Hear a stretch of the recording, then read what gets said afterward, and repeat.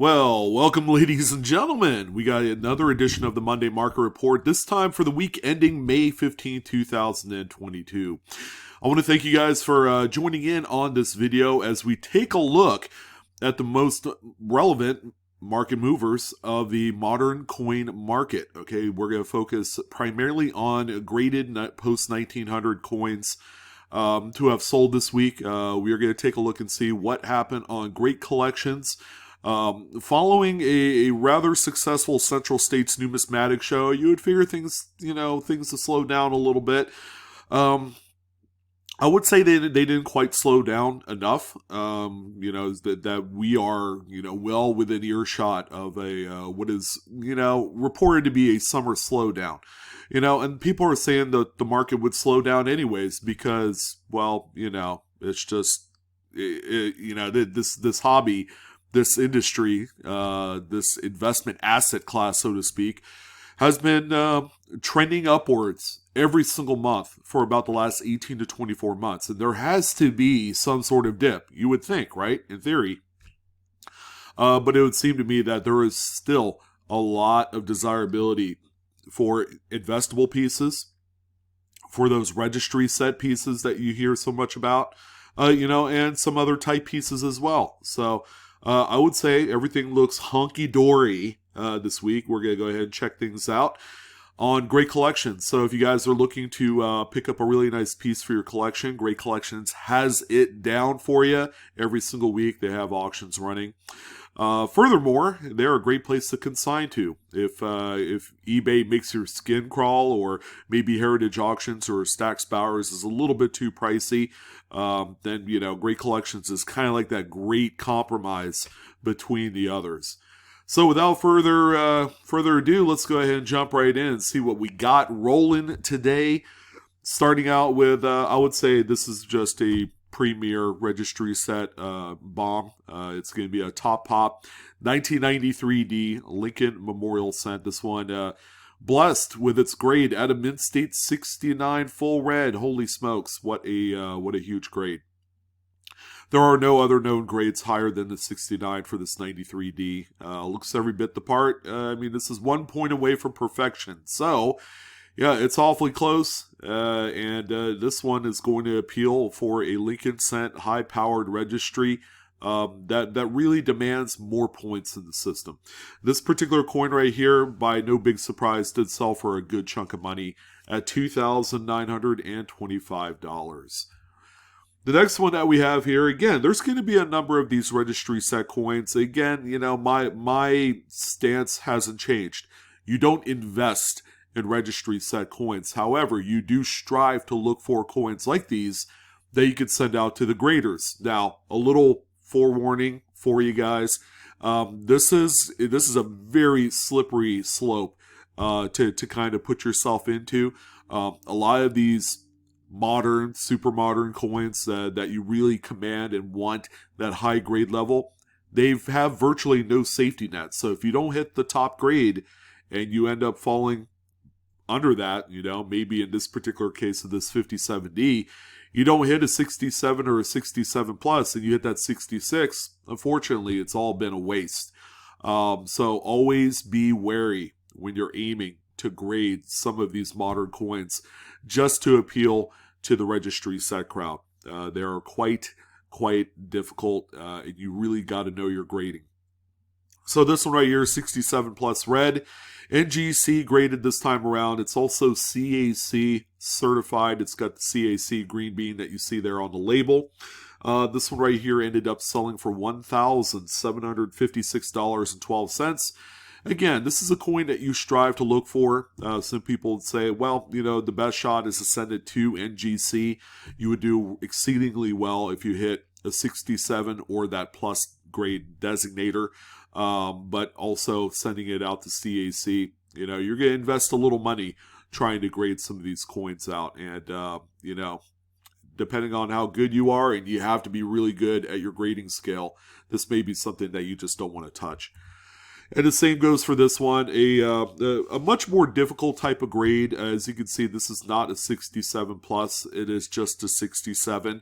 Furthermore, it's NGC graded and not PCGS graded. And third, it's not CAC certified. So this one right here, 53, all the Philadelphia minted coins of the 50s are kind of scarce anomalies within the registry set system. So much so that some of the dates, like a 54 or a 51, 52, these are coins at the highest grade levels that can command upwards of 5 figures. We've seen it before. So this one right here, where did it end up at? $1,613.06, which is not too far off from the 5070 that we saw. But again, consider the fact that it's a half a grade point lower, not CAC certified, and it's in an NGC holder, still selling for near or comparable to the previous coin. That just shows you how tough this particular date is.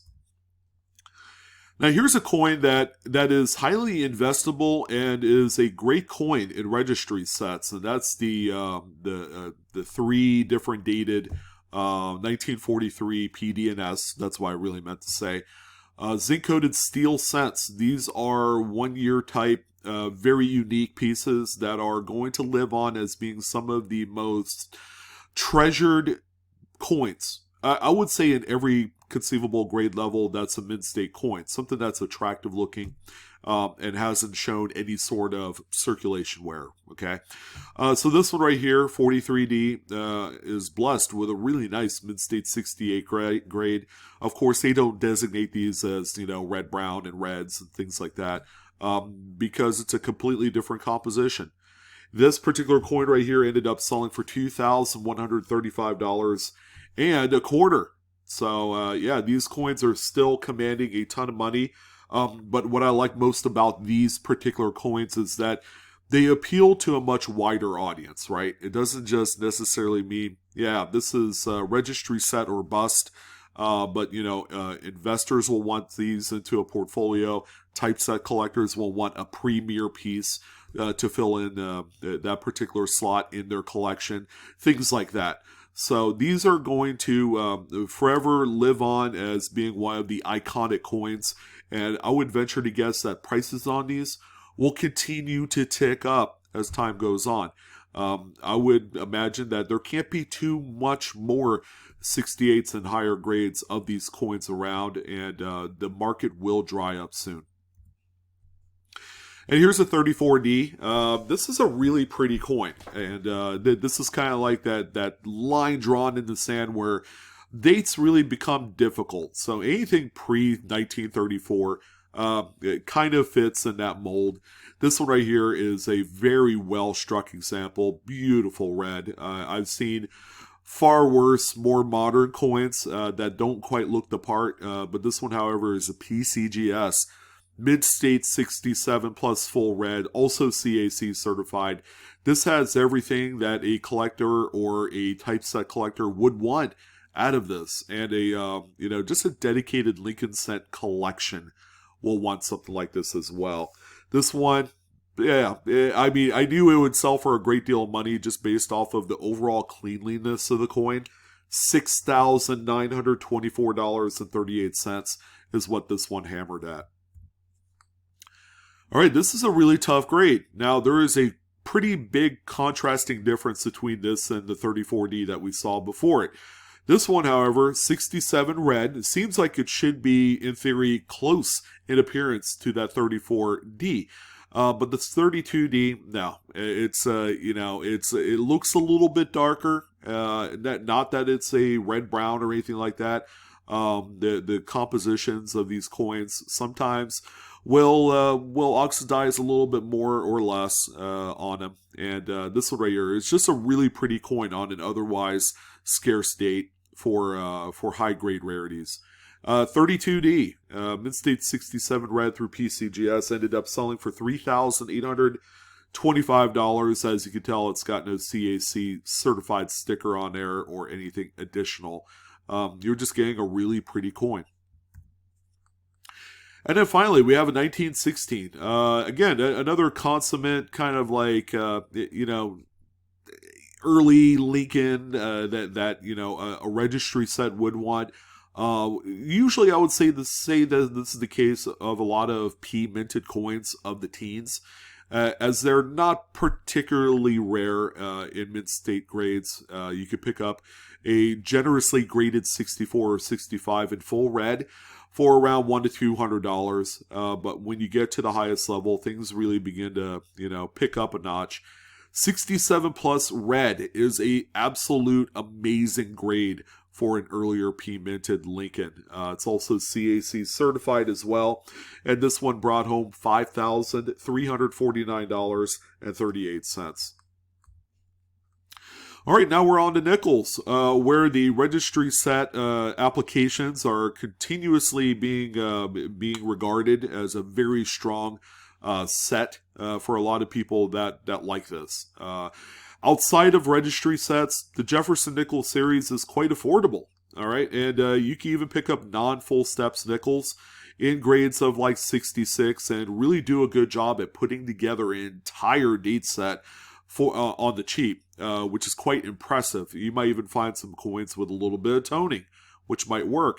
However, going back to registry set specific coins, yeah, the 77D right here certainly is one of those pieces. It's a mint-state 67, full steps, very clean coin. The luster is really good. This one ended up selling for $2,892.38. Now, this is a much tougher date. Compared to the 77, you'll notice that the strike is a little bit more mushy on this one compared to the previous example, but that's more par for the course. These late 50s, early 60s Jefferson nickels just really did not look like anybody gave a care, at the mint. They rode the dies to death. Oftentimes you'll find a lot of these examples that are void of any sort of luster, and that's unfortunate. Now, this one right here looks just okay. As you can tell, there's no full steps on this one. This was graded by PCGS as just a mint-state 67. However, it does get a few brownie points for the toning that you see on there. This was probably an old album toner at one point. This one right here sold for $1,261.12.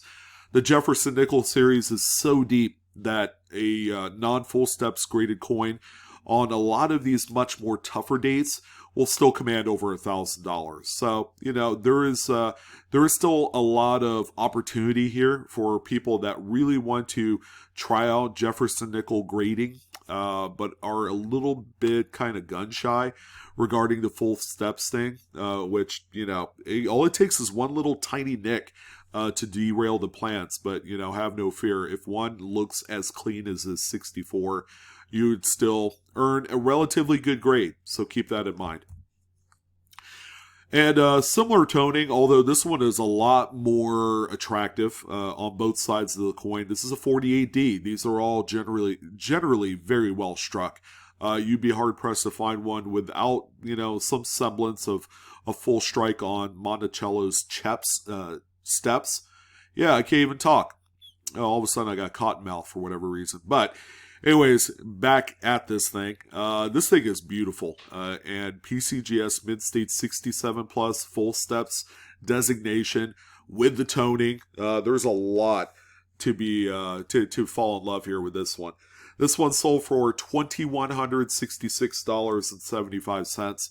I would say for someone who's looking to really punch their ticket into a lot better date and grade and appearance, this is definitely the one right here. Now, talking about a coin that looks like it came out of a roll, how about this 41D? This is actually probably my favorite nickel on this week's report, just based off of the overall appearance. The luster is just flowing through this, like someone had dropped a drop of water into a very still lake, and you get these ripples of luster just emanating from both sides of the coin. This one right here, NGC Mid-State 68, again, leading to a lot of what is the norm for this date is that they are generally very well struck. 5 full steps, as you can see on the slab label. This one sold for $2,643.75. Just bar none, a really, really beautiful coin. And here's a 36. We did end up with a few Buffalo nickels. The Jefferson nickels were quite nice this week, but the Buffaloes that we have on tap are just as good too. How about 36D? Not exactly your typical rare date, but there is a group of people that really endear themselves to finding some of the highest graded 1930s nickels because they'll see these as being a little bit more affordable than say trying to wrangle in a mid 20s D or S mint coin for $10,000 and up. All right, so this is like again that compromising kind of thing that people consider when they're looking at this series. Buffalo nickels will again just continue to grow in popularity as time goes on and as more new collectors come into the market. This is a 67 plus. What else can you say? It's gorgeous, it's lustrous, it's sharp, and this one sold for $2,925. So quite a bit of a discount compared to some of those 20s Buffaloes. And speaking of which, how about 1920D? A lot tougher date than it looks on papers at first glance. This one right here, as you can tell, it's not a super intense high grade. This is only a mid-state 64, CAC certified, and generally the luster is not really that good on most of the 1920 states. However, this one right here has all of the sharpness that you would expect for a mid-state type coin. All right, so this is like more the norm than it is the exception. This one right here sold for $2,638.12, a amount of money that I'm sure would surprise a lot of you, considering it's kind of medium grade along with its appearance. But that is just a normal number for these type of Buffalo nickels. And again, when someone can't afford that $10,000, $15,000, $20,000 1925S or maybe a 1920D that grades in a 66 or 67, this is it right here. Only one dime this week, but that's all right. We substituted in a couple of really sharp coins that I don't normally talk about. So here's a 1930 Mercury dime. This is a beautiful coin. Very, very nice, lustrous, sharp strike. Has to be because it ended up graded as a mid-state 67 full Bance, CAC certified as well. And you do have that original skin on there, just kind of like a love it or hate it type of just light toning on there. But more so, it's a kind of a stamp of approval on the originality of the coin, which means it never got played with, it never got dipped, and nothing like that. This one right here sold for $4,331.25. We do have a few quarters. This is going to be a quarter that I'm sure, and I can't really speak for everyone, but I'm sure a lot of you have come across coins that look like this. Now, these are fantastic photos. Great Collections does a great job imaging toned coins, short of a true view through PCGS. This is kind of like the thing right here. But when folks like you or I have something like this in hand, this toning actually looks a lot darker. It's going to turn a lot of people off, at first glance, especially when you have it in your hand. But, under the right kind of lighting conditions and the great photography, it can be a game changer. This one right here has that mossy green kind of toning. You have much darker areas on the reverse there. Again, in hand will look almost black, all right? But keep in mind, this is more of a tint over the entire coin. And, these are very, very coveted by toner collectors. This one is a mid-state 67 through NGC. This one sold for $1,027.12. So, definitely something to look out for. And again, this is probably a coin that a lot of us have come across in some sort of capacity. This is a very involved tone coin. Maybe we've seen something similar that's on just one side of it. But there is going to be a market for it.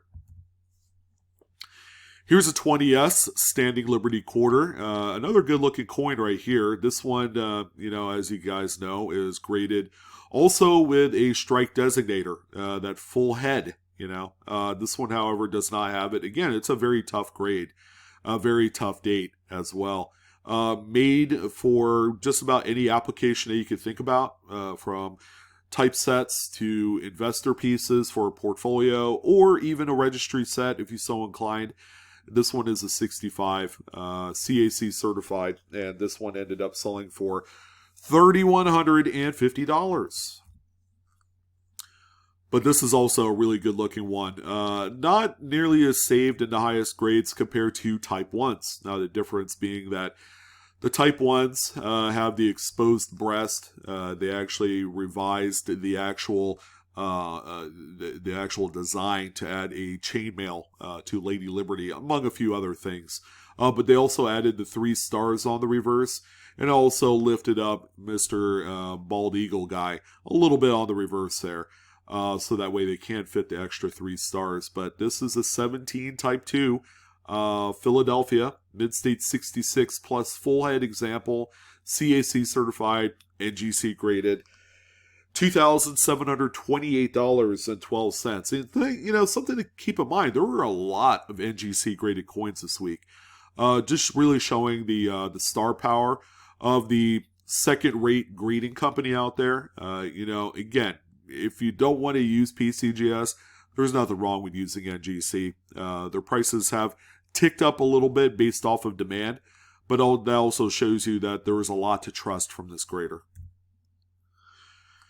Okay, how about Franklin half dollar? We actually have 2 of them. This is a 1961 Philadelphia Franklin, and this looks like something that comes out of a BU roll, right?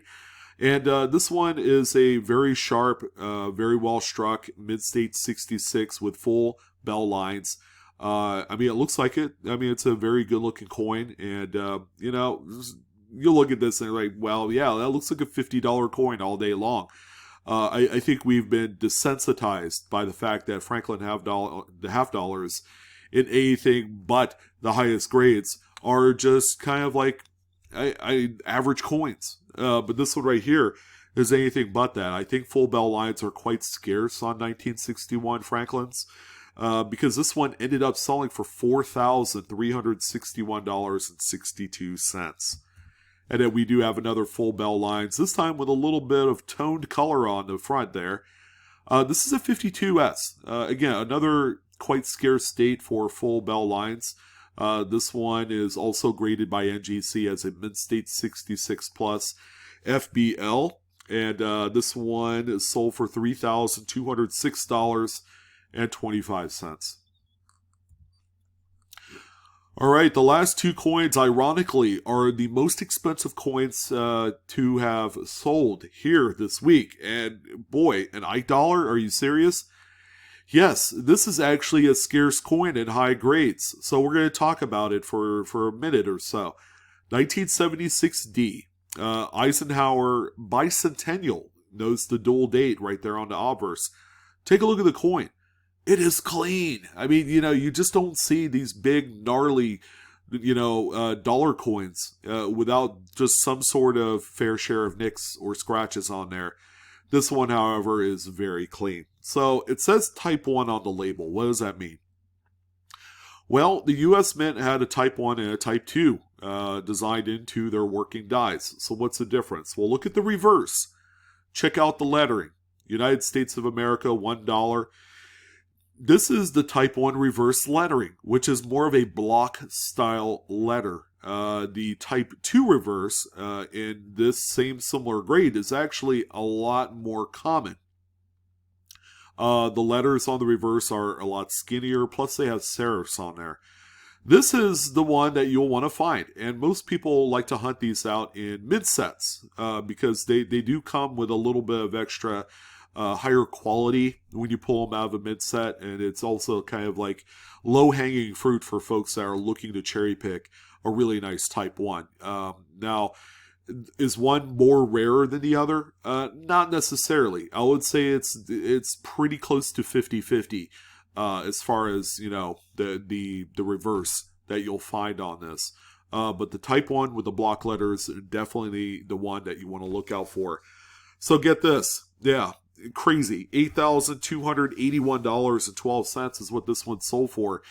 Do not underestimate true blue registry set collectors of Eisenhower dollars. Yeah, it's a very short set that spans barely 7 years. But, you know, a few of these coins are huge stoppers, and people are paying just through the moon, no pun intended to this coin, through the moon, to the moon money, for some of these very cool variants, you know, like the Friendly Eagle and the Type 1, Type 2 72s. You could also, you know, make the argument that those in this type of grade are extremely coveted. Now, this is a coin that we haven't talked about in quite some time on the MMR. Now, it's not so much the date of coin, it's going to be just Silver Eagles in general. Yeah, there is a huge group of folks that really pay attention to the Silver Eagle market, especially graded examples of the pre-2000 era, all right, which is a pretty healthy 14-year span of Silver Eagle dates, and a lot of them, yeah, good luck finding some of them in grades above 67. Yeah, they're graded with almost perfection in mind, but, you know, that sometimes that just wasn't the case. And, you know, a coin of this ilk, a 99, that's a mid-state 70, it's the perfect grade, this thing is flawless through PCGS, represents a very small, like, fraction of a percent of what actually exists out there in the entire run of these coins. And that's what makes them kind of like a huge chase out there. Again, this is a coin that you really don't really want to invest in. Okay, this is the coin that you want to find and grade yourself. But you have to be absolutely 100% sure that this thing is perfect, because if it grades out mid-state 69, you're not going to get nearly the amount of money that this bad boy did. And this one ended up selling real close to 5 figures. In this particular case, $9,000 for this coin. Yeah, the Silver Eagle collectors are maniacs. What can I say? But that's going to go ahead and do it for this one, guys. I'm your host, Sean, with Blue Ridge Silverhound. That sure was a lot of fun. Thank you for checking it out for today. Did you have a favorite on today's list? I would love to hear about it. And most importantly, you guys have a wonderful Monday. Don't work so hard. We are a stone's throw away from summer, and yeah, it'll be interesting to see how the market shapes up as we head into a time of year where people really, you know, lay their foot off the throttle a little bit and actually take a vacation. We'll see if that happens this year. But that's it, guys. Don't forget to like, share, and subscribe. You guys have a wonderful day, and I will see you on the next coin video. So long.